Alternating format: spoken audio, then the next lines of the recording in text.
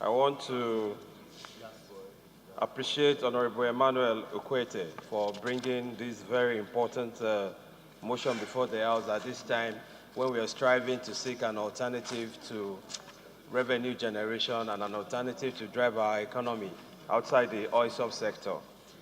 Mr. Speaker, the forebearers of this nation's leaders before now were very thoughtful and they had foresight when they established the Niger River Basin Development Authority. The primary objective was to make sure that they paid attention so that they could shift the paradigm from the rain-fed agriculture, which is very, very unreliable, to an agric system where we will make sure that our water resources are available, and to move us from mono-seasonal farming to a situation where we can plant and harvest like 3 times in a year. That was the core objective that set up the river basins. But the question must be asked, have we been able to impact? Have we really shifted paradigms from rain-fed agriculture?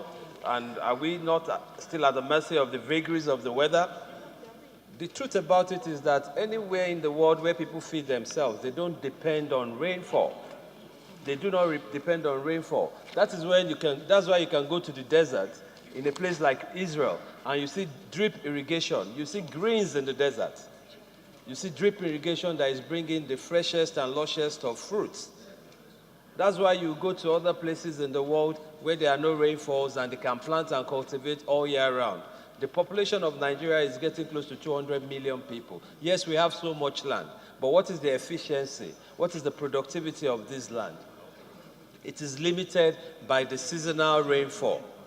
Anytime there is a shift or a variation in the rainfall, problems happen with the harvest. How long are we going to do this for? If you're really serious, since we have the river basin and they have invested in infrastructure, in some irrigation, the problem from what I know from the point of view of having the privilege of being a member of water resources and a member of agri-production and services is that most of these irrigation facilities are allocated to people who are not ready to farm, who are not professional farmers, who are not taking farming seriously. So there will be a need to do a critical audit of the infrastructure we already have that is supposed to make sure that we can plant, the irrigation facility is in place through the river basins. Who are the beneficiaries? Who are the people that this infrastructure and farmland currently allocated to? Are they using it effectively? And if they are not using it effectively, there is a new generation of Nigerians that are putting their money in farming right now. I think we should look for a situation where we will make sure that the people who are ready to invest in farming are the current owners of this irrigated land. And if we are able to do that and we make sure that the people who are serious about farming, who have the resources to commit to farming, and who have the expertise to make sure that they optimally use this irrigated facility, I can assure you we'll see the difference within a year. Because these people can plant and harvest, seasonally. Nigerians are trying different things. People are using hydroponic farming now. Because the truth about it is that hydroponic farming is a methodology of making sure that you use the minimum of water and you optimize growth. They are doing it in their greenhouses or sometimes in their containers that they used to import. There is a lady in Abuja that is doing a lot of fresh vegetables with hydroponic farming in containers. That is the trend that agriculture is moving to. Anytime we are talking about agriculture, land is a problem. And the reasons why we still have the problem, he mentioned the Fulani herdsmen. The reason why we still have that problem is because the land is no more sufficient. There is development. God stopped making land after the 6th day. That's the truth.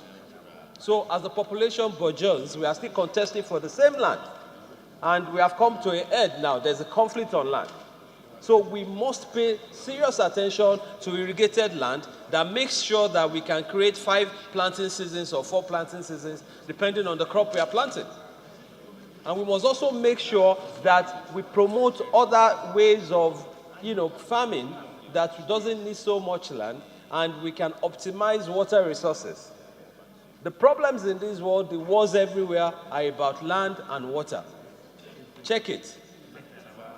If you look at Israel and Palestine, Falkland Islands, anywhere in the world, it is the issue of land that is actually creating problems in this world. Land, what is above and what is underneath. So we must wake up and optimally utilize the assets we already have. Let the right people have access to these assets and let them optimize. Because if we don't do it, we are paying lip service to feeding ourselves as a nation. And as long as we are paying lip service to feeding ourselves as a nation, we cannot move forward. We cannot solve all our infrastructural problems. We cannot be happy people as a nation. When Thomas Jefferson said that if you pay attention to agriculture, you're going to create a happy people and people who are very lively. He meant what he said. We need to pay serious attention to this and make sure that the people who have the capacity, every time we're talking about alternative to oil revenue or alternative to oil industry, but are we? The low-hanging fruit, Mr. Speaker, my colleagues, is to first of all do a critical audit of where we have invested money, make sure that the right people are the ones that are having access to this facility and operating this facility. It doesn't need new investment. The money has already been invested. All we need to make sure is the right people are the ones that have access to the land. Then we can take it from there. Then when we have people planting maize like 3 times in a year, 3 seasons of maize, then we can start talking. On the same hectare of land, we are having more productivity. That is when we are serious about feeding ourselves as a nation.